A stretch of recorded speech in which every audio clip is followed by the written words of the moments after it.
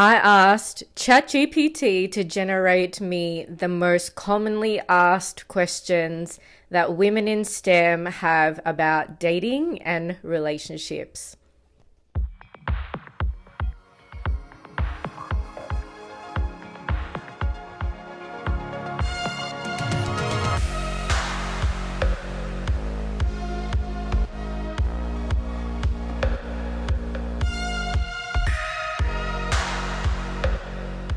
Hey Salceologists, welcome back to my channel. If you are new, my name is Angela and my channel empowers STEM women to reach their potential. I am a woman in STEM who has been in the STEM industry for over 15 years, and a lot of the questions that we're going to go through today are questions about dating and relationships that I've asked myself over the years, and questions that other women in STEM who are my friends and family and close colleagues have also asked. I'm known to be very brutally honest when it comes to this topic and giving advice to my fellow women in STEM friends and family members. Think of me as your protective older sister. Only you know what's best for you at the end of the day, but maybe my advice can give you a different perspective of maybe what you might want to look for. Please take my advice with a grain of salt. Although I'm not married and I don't have children, I have built my career from the ground up for the last 15 years. I have decentered men from my life for many, many years. I have chosen to cultivate my most important relationship, which is the relationship that I have with myself. I've managed to build a life that I love, and I believe that I am on track to achieving my potential in my life. That is what I bring to the table in this conversation. All right, let's get into the questions. This is part one of most commonly asked questions that STEM women have about relationships and dating.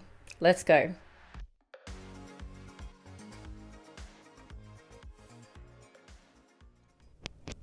How is choosing the right potential partner going to empower me to reach my potential in the STEM industry?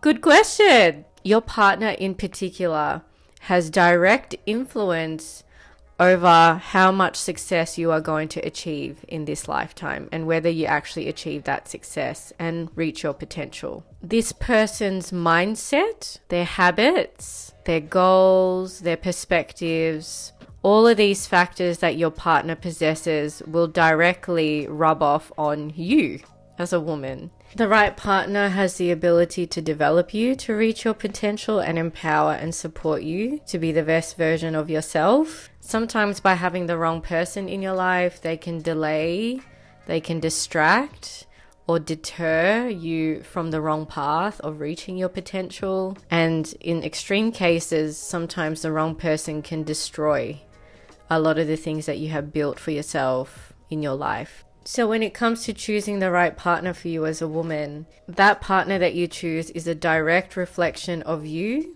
and what you believe you deserve. So make sure you choose wisely.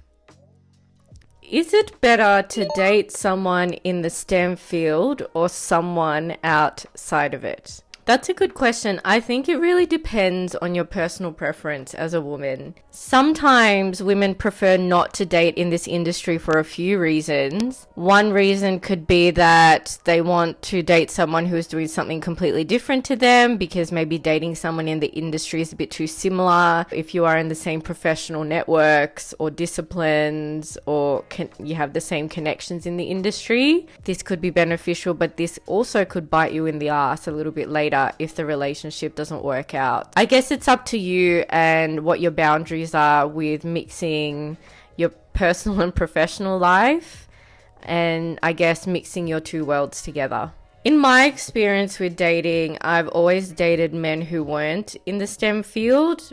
I thought that it would just add a bit of spice to the relationship, if that makes sense, that he's doing something completely different. The conversations would never get boring, and I'll get to know more about what he does every day and learn something new and learn from him while he does the same, learning about my life. I found that sometimes they didn't quite understand my hustle in a way. They didn't understand the things that I had to do to be successful in this career. And women in STEM face some very, very unique challenges, which I've talked about on this channel. It's hard to explain that to someone you're dating sometimes when they're not in the industry. I still don't mind the idea of the guy being in a different industry from me. I guess all I ask is for him to have an open mind, to try and understand the things that I go through like I would with the things that he goes through. But I think I prefer for the guy to already be in the industry or pursuing a career in the industry already. You know, they just get it. The STEM industry is a highly regulated industry. There's a certain caliber of professionalism you need to have to thrive in this industry, and the quality of education and training is also at a high standard, especially in Australia. It's just one thing in my life that I don't need to explain, and I like that. But yeah, I guess it really depends on you and what your preference is. How do I meet potential partners if I'm constantly busy with work or research? Great question. I think this is a question that every STEM woman asks at some point in their career. As our careers get more and more challenging, and as we level up in our careers, we have less time for many other things in our lives. I know I don't have a lot of time when it comes to meeting new people. Meeting your ideal potential partner is all about increasing your opportunities to encounter new people in dating. I believe that anything that gets you out of the house, doing something throughout the day, is an opportunity for you to bump into the right person. However, I do understand that sometimes walking out of your house and running errands and things is not going to increase your chances of meeting someone, you know, straight off the bat. Sometimes you do have to do other things to increase the chances of meeting someone. I think one of the most obvious ways to meet and encounter new people is to go on dating apps. Dating apps will increase your chance at encountering men because basically it's a piece of technology designed to be accessible to everyone, to be able to quickly meet new people and access a large dating pool. However, because it is such a low effort way of accessing a dating pool of men, you may find that the quality of men that you meet on these apps might not be ideal. And that is because a low effort app and a low effort method to meet people is going to attract low effort men. So if that is not really what you're looking for, dating apps might be annoying sometimes because you're not finding the quality of men that you want to find. So other ways to meet a potential partner, in my eyes, is to pursue a lot of your hobbies and passions that you find enjoyable. I think a great way to meet people is to get involved in different activities that you find fun and interesting, like things that you're actually very passionate about, because you are most likely going to meet someone who is also probably passionate about those things or might have similar common interests to you, and you guys might get along really well in that way, and you already have some sort of, you know, mutual passions together, which is really great. Some examples of how some of my friends and family have met their partners was through the gym. Any type of sport or activity to do with fitness, I find that's a really great way to meet a potential partner. So whether it's group fitness, like walking groups, or team sports, soccer, basketball, sometimes going to events and things. One of the girls I know met her partner through an anime convention because she really loved anime. Some of my girlfriends who are very time poor and work in the industry have asked other people to match them, talking to very close friends and family to see if if they know anyone that might be good for you. That's always an option. You know, for me personally, I used to travel a lot interstate and overseas, and I had so many great experiences meeting new people that way. Sometimes we can meet people through social media as well, TikTok, Instagram. You just never know who you're going to meet and how you're going to meet them. If you have an interesting story or any advice of how you met your partner or other places to go, please put it in the comments below.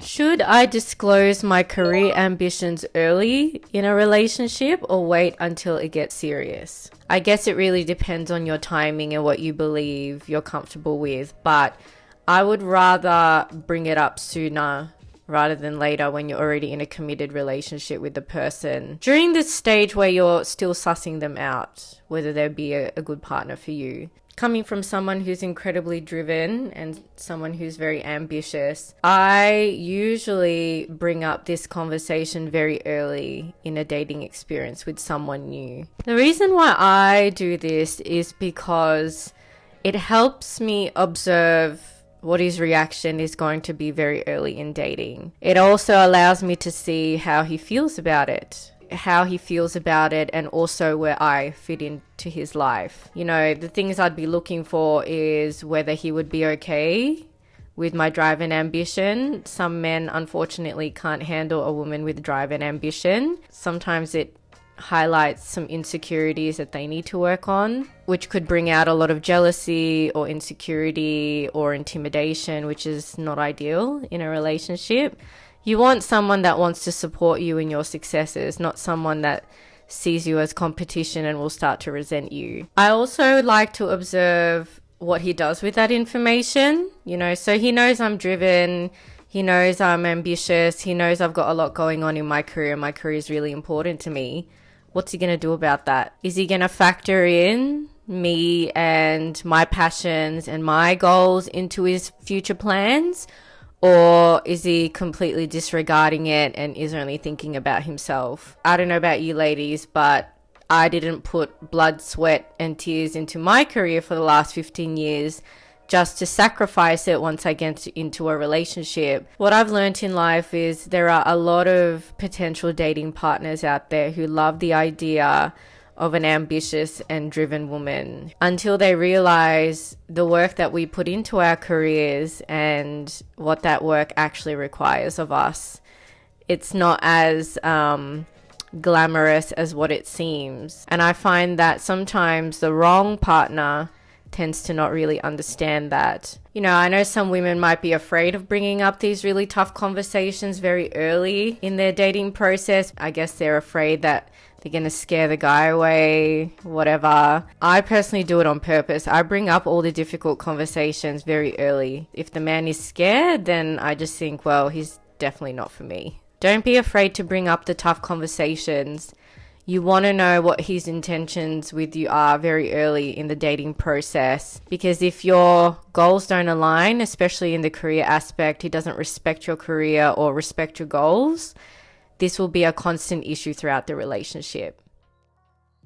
Is it realistic to expect a partner to relocate for my STEM career? In the STEM industry, from my experience, you will always get opportunities that will probably require you to relocate to another area in your state, maybe to another town, maybe relocate interstate, or maybe even relocate overseas. These sorts of opportunities are always there for women. It's just up to different women to take the opportunity if they're comfortable with it. When these opportunities tend to arise when you are in a relationship, it can be quite a difficult conversation to discuss with your partner. Relocating and uprooting your life can be such a big risk. You know, you're moving into a place that you might not have lived before. You also might feel that guilt as well of bringing someone that you love and I guess bringing them to this new environment because you are pursuing your goals. But I'd like to think that these opportunities, if you take them, are worth the risk. A lot of them are once in a lifetime. So I guess it just depends on how supportive your partner is and how much that they can see it would be beneficial to both of you. There are lots of partners out there who are very understanding and are more than happy to relocate to support their partner's careers. I work with a lot of people who are diplomats, and part of their jobs require them to relocate to an international outposting somewhere and live there for a minimum of 3 to 6 months, all the way up to a few years. So with these types of jobs, they do have supportive partners that relocate with them. Sometimes they have to relocate their families with them.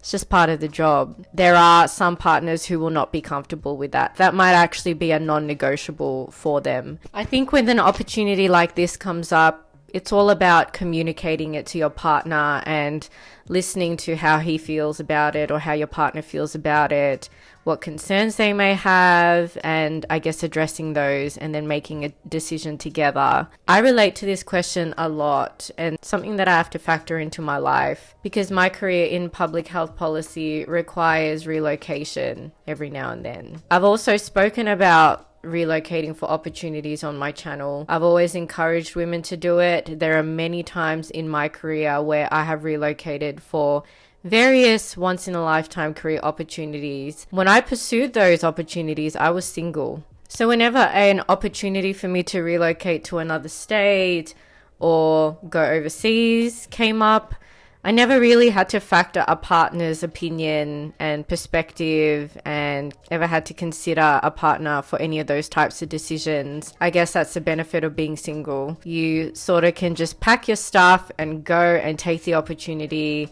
without needing to consider other people's feelings into the equation. If my partner also was presented with such an opportunity for his career, I would be more than happy to support the relocation and to, do what it is that we need to do to support his career, especially when we are early in the relationship and we don't have children yet and things aren't so complicated. That's something that I would support. I've already factored these sorts of opportunities into my future plans with my partner. And the way that I've done this is to make sure that my career, my business, my social media platforms are flexible enough for us to just pack our stuff and go if that is an opportunity that he wants to take. If his career requires him to train internationally or interstate or, relocate to a different office or whatever it is that he does with his life, that is something that I can support because my world is very flexible. I can take the business somewhere else and run it there. I don't have to run it in Melbourne. And I created my world to be like this because I like to travel. If we want to take a trip overseas one day, maybe it's not career related, we have the flexibility to do that. If I'm in a partnership with someone and it's very serious with that partner, I would like to think that we both are trying to push each other to be the best version of ourselves and to reach both of our potentials in our lives. Should I stay in a relationship if my partner discourages me from pursuing further education in STEM? Look, I have a very obvious answer for this question, but let's break down the question a bit, okay? Should I stay in a relationship with someone who discourages me from pursuing further education in STEM?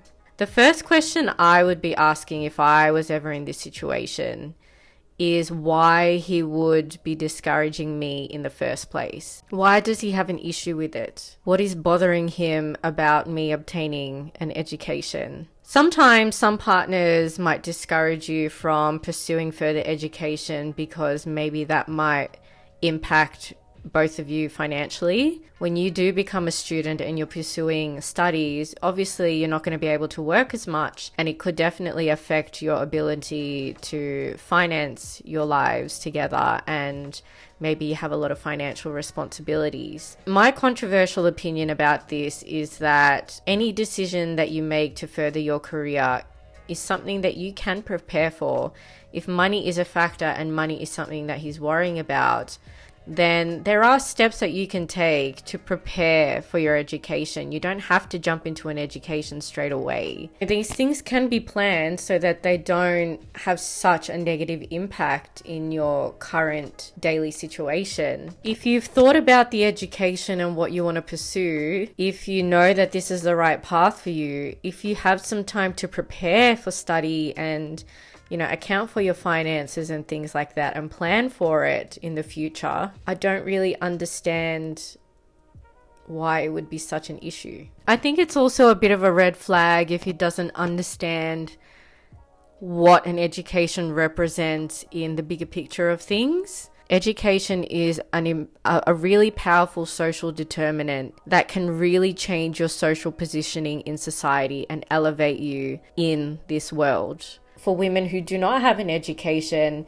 it leaves them incredibly vulnerable to be preyed on by some really bad people in this world. The world can be a really bad place sometimes, especially for women. The fact that he's discouraging me from pursuing something that can not just elevate my positioning in this world, but also his, I don't know. It doesn't make sense to me. It might suggest to me that he doesn't have that worldly view and he just doesn't get it.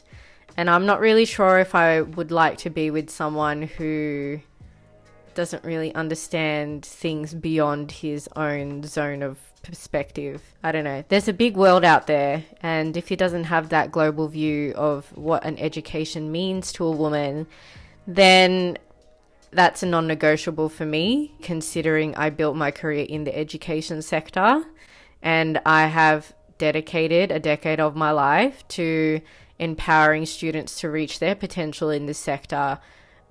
It's a no from me. Consider him dumped. Sorry.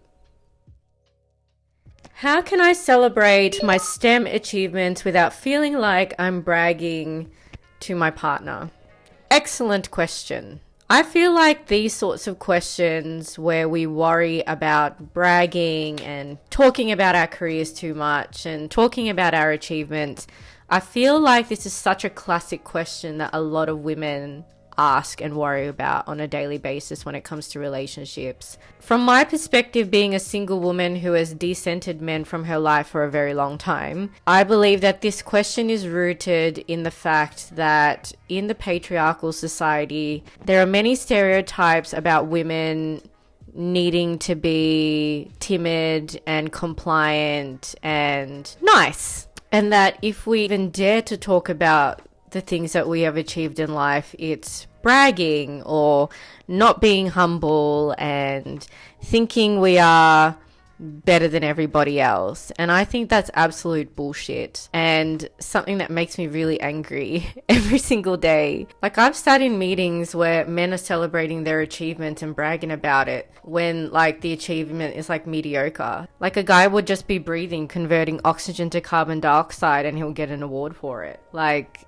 relax. I really don't understand why this is still such a thing for women. You should always be truly and unapologetically you when you are in the dating stages and finding a potential partner. Being true to who you are and authentic and, having your light shine so brightly will attract the right person into your life who will love and support you for the person that you are and won't be intimidated by your successes like other men might be. Dulling your shine all the time, downplaying your achievements and your successes is going to really eat up a lot of your energy as a woman. One day, you're not going to be able to downplay how amazing you are, how accomplished you are, how brilliant you are.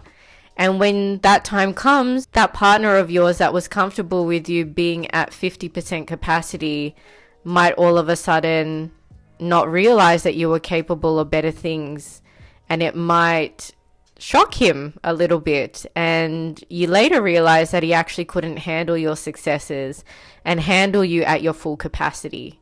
To the right people in your life who want to see you achieve amazing things and are always supportive of your successes, talking about the things that you have achieved will never be bragging to them. They will be very proud of your achievements and very supportive of you and the things that you want to do with your life. To the right people, you are never bragging.